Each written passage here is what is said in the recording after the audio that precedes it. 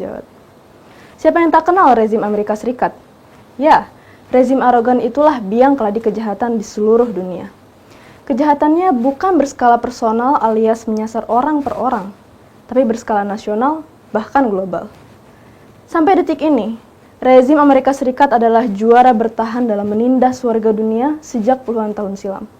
Sudah berapa puluh juta manusia dibantai dan beberapa ratus bangsa atau negara yang dianiaya. Bermula dari menindas bangsa Indian dan warga kulit hitam di wilayah koloninya sendiri. Lalu merampok dana warga Eropa yang menciptakan depresi besar-besaran di benua Eropa pada tahun 1930-an. Kemudian, membantai ratusan ribu warga Hiroshima dan Nagasaki dengan bom atom pada 1945, lanjut dengan membacking rezim palsu Zionis menjajah Palestina sejak 1948.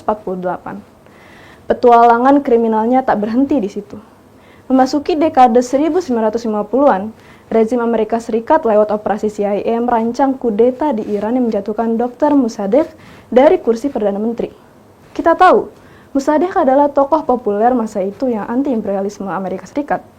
Lalu, pada dekade yang sama, hingga 20 tahun lamanya, setan besar Amerika Serikat menginvasi Vietnam, sebuah negara kecil di Asia Tenggara. Tapi ternyata kecil-kecil cabai rawit.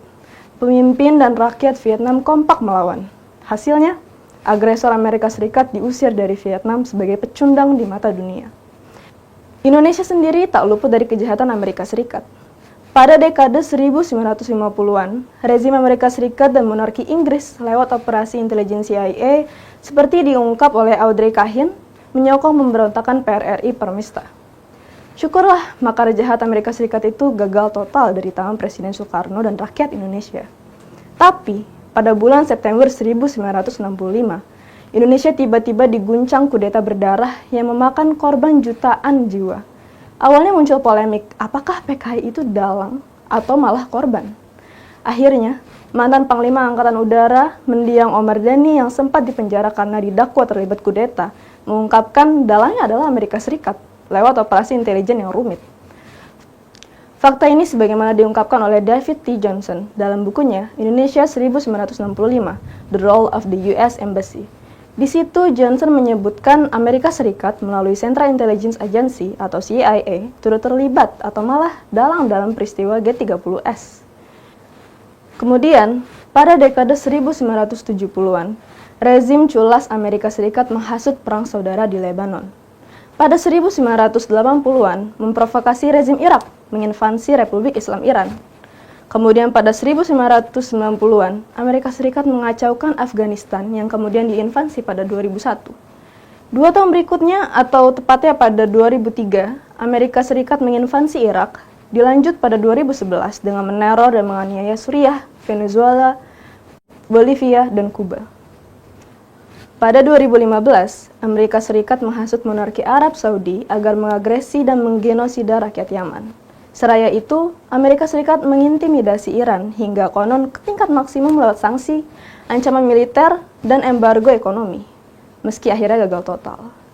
Yang terbaru, rezim Amerika Serikat melalui mesin propagandanya memprovokasi Eropa agar berkonfrontasi melawan Rusia, juga menghasut negara-negara di Asia Tenggara untuk memusuhi Cina dan Korea Utara. Daftar kejahatan rezim Amerika Serikat terhadap warga dunia itu boleh jadi baru sebagian kecil saja. Namun yang pasti, seluruh rangkaian kejahatan dan kisruh global itu hanyalah demi kepentingan Amerika Serikat semata. Tak secuil pun manfaat diperoleh negara-negara pengekornya. Malah, negara-negara pengekor Amerika Serikat itu harus menanggung kerugian hingga 7 turunan dari semua aspek. Dari segi ekonomi misalnya, rezim Amerika Serikat adalah produsen dan pedagang senjata dan mesin perang terbesar di dunia. Bahkan, hidup matinya rezim arogan itu bergantung salah satunya dari penjualan senjata. Karenanya mudah ditebak. Agar dagangannya laku keras dalam skala besar, perlu diciptakan konflik-konflik antar negara. Setidaknya, menguatkan ketakutan akan adanya ancaman pihak lain, sehingga mereka harus bersiap dalam memborong senjata Amerika Serikat.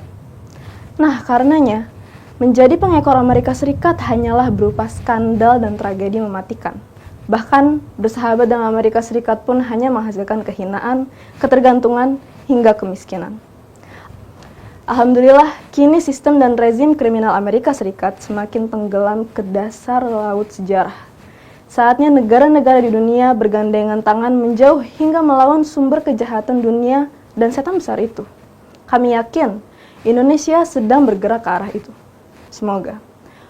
Sekian dari kami, tim Jurnal Maula TV. Sampai jumpa minggu depan. Wassalamualaikum warahmatullahi wabarakatuh.